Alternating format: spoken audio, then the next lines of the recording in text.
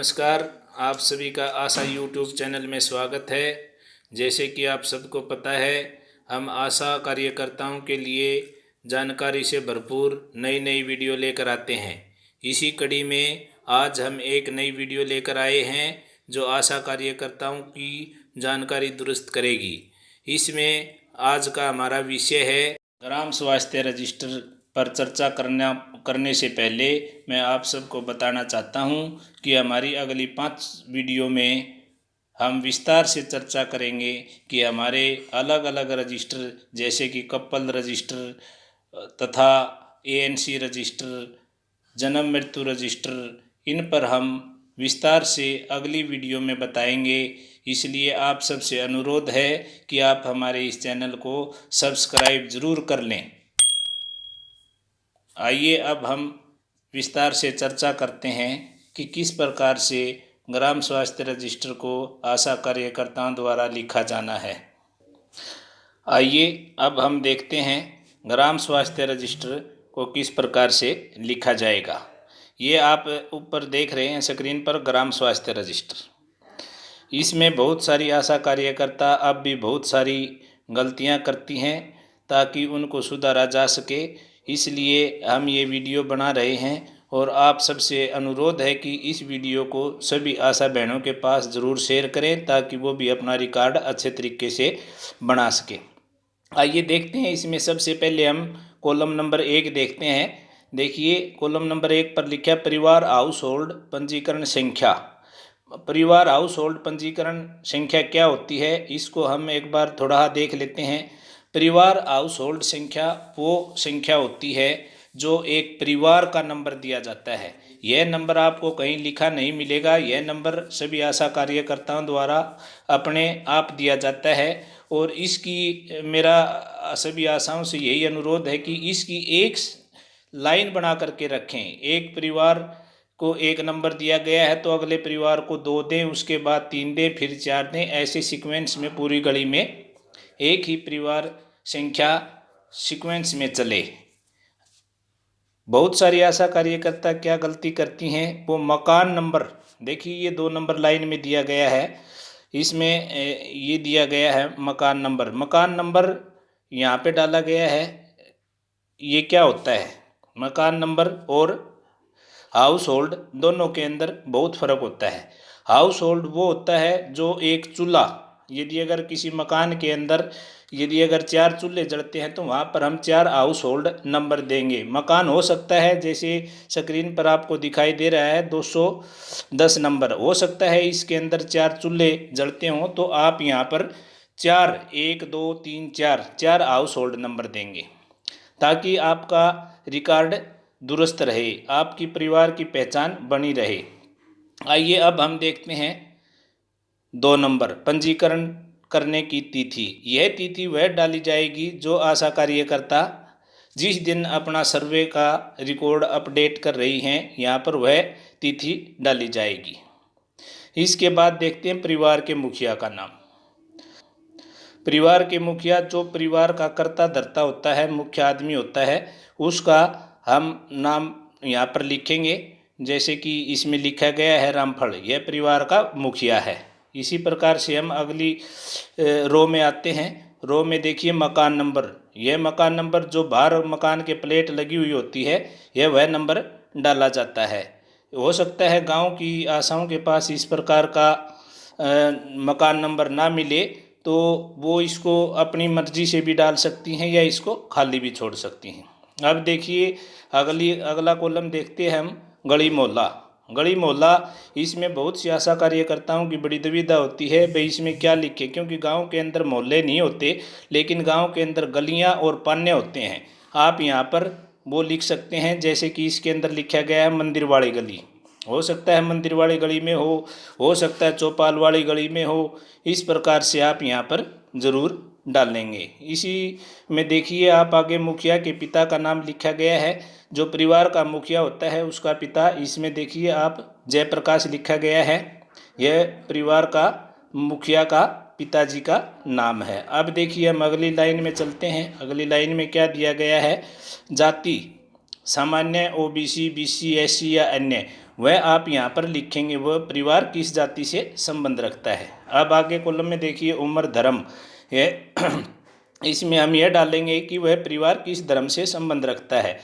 अब आगे देखिए परिवार का राशन कार्ड हरा गुलाबी पीला किस प्रकार का है। आप इसके अंदर वह लिखेंगे अपने पेन से कि गुलाबी है, हरा है या पीला है।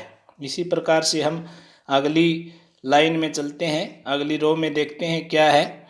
इसमें परिवार के सदस्यों की संख्या, नीचे महिला कितनी है, पुरुष कितने हैं। आप उस परिवार का टोटल देखेंगे कि उस परिवार में कितनी महिला हैं, चाहे बच्चा हो बच्ची हो, तो आप उनको टोटल करके यहाँ पे और यहाँ पे डालेंगे।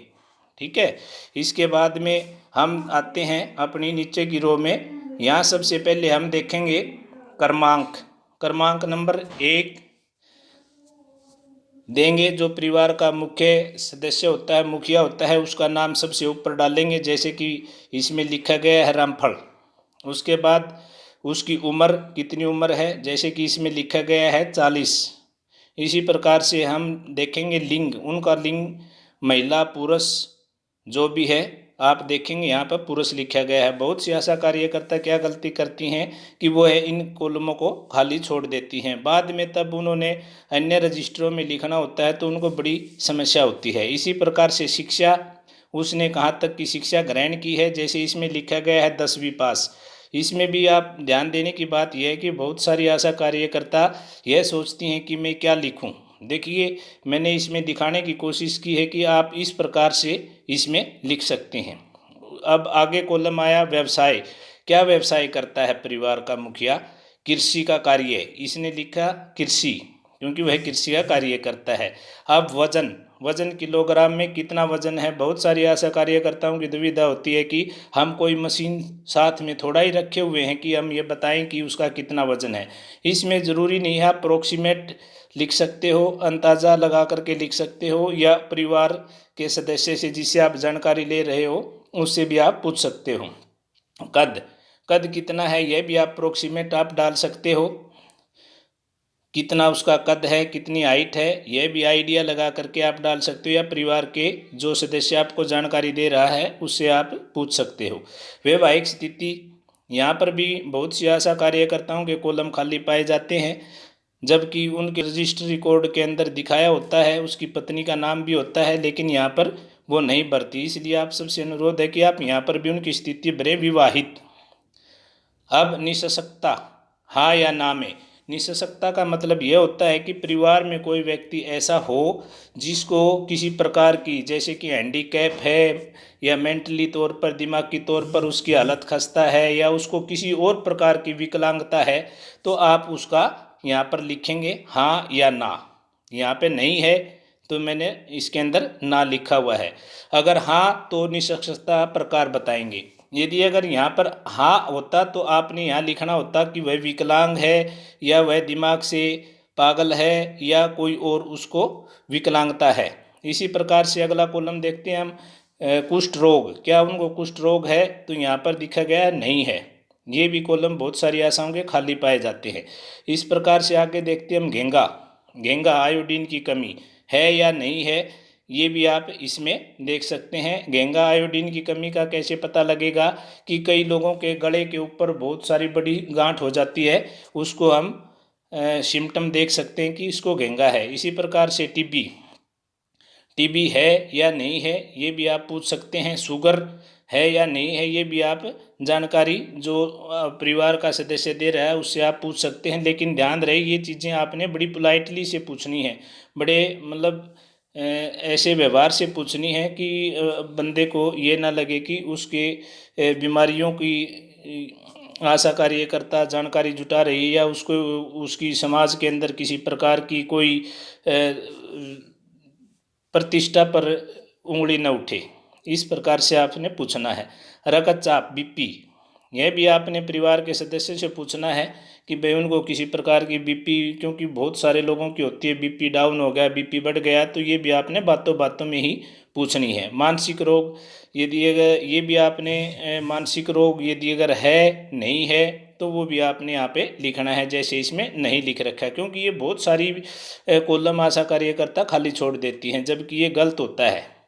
इसी प्रकार से गुप्त रोग हाँ या नहीं, ये भी आप बातों बातों में पूछ सकते हैं। कैंसर, अन्य कोई गंभीर बीमारी, ये बातों पर ध्यान देने की बात है आशा कार्यकर्ता कि भाई वो अपने कौशल से उनसे बातचीत करते करते बातों बातों में पूछें। ऐसा ना लगे परिवार को कि भाई उनके परिवार की गोपनीयता भंग ना हो जाए।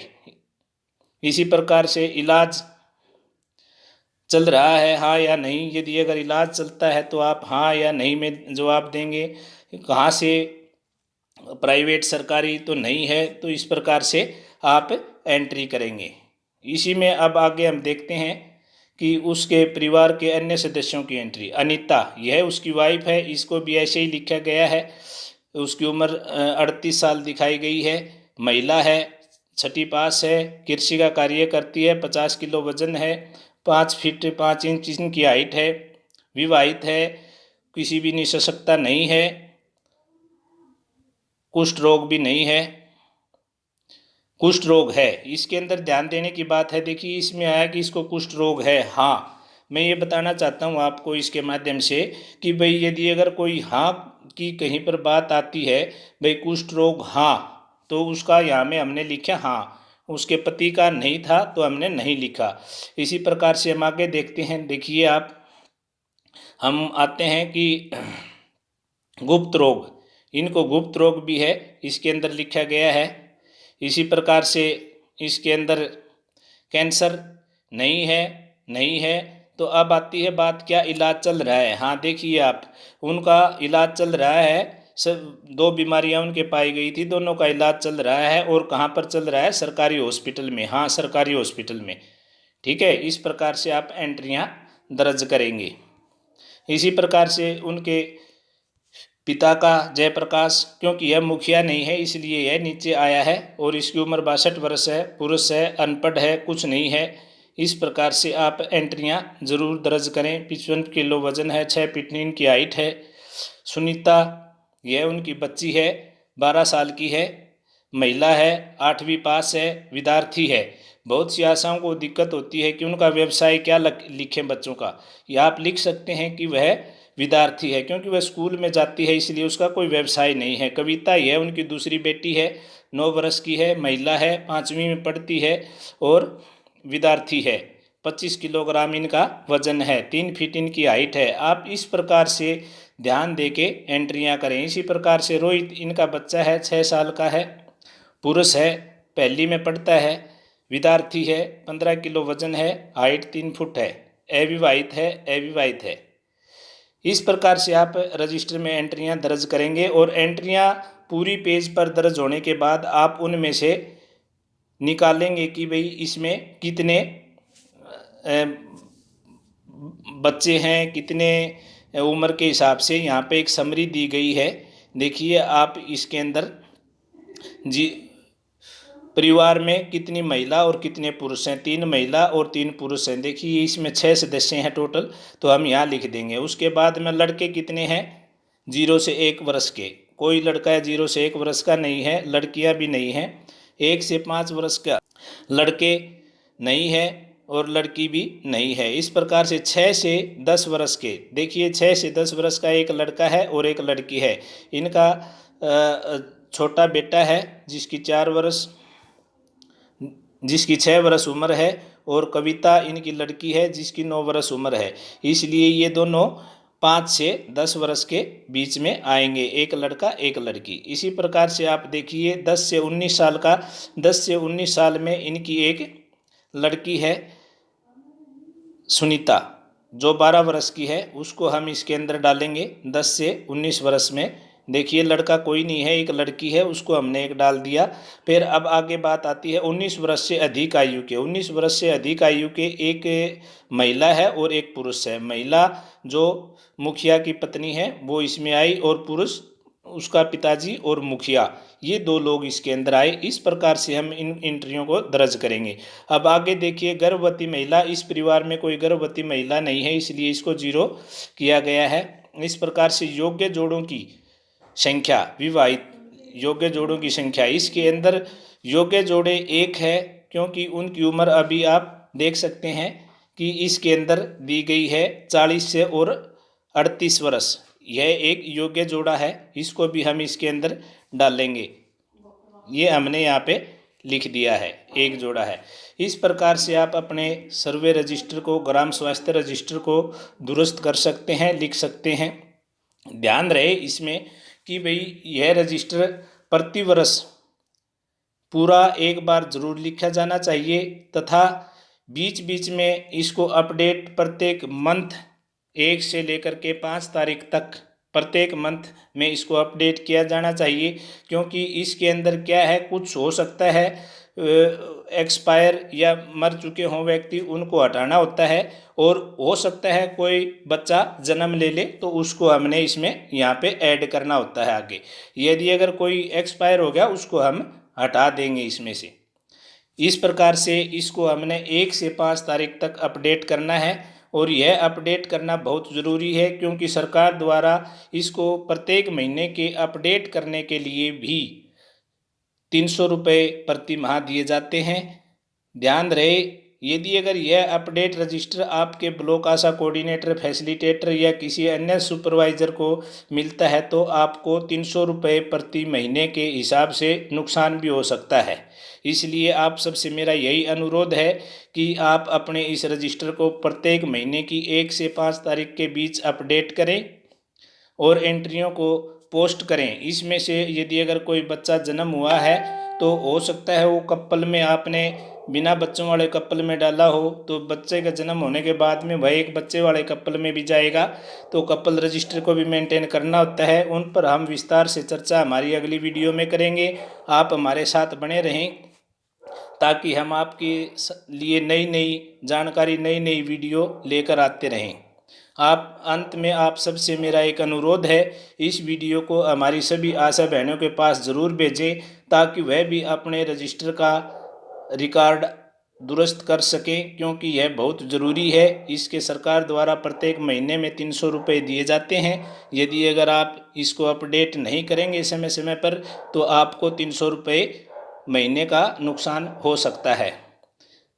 उम्मीद करता हूं कि आपको यह वीडियो, यह जानकारी अच्छी लगी होगी, और एक और आपसे अनुरोध करता हूं कि हमारे इस चैनल को सब्सक्राइब ज़रूर करें, क्योंकि जब तक आप सब्सक्राइब नहीं करोगे तब तक हमारी नई नई वीडियो आपके पास नहीं पहुंच पाएंगी। धन्यवाद।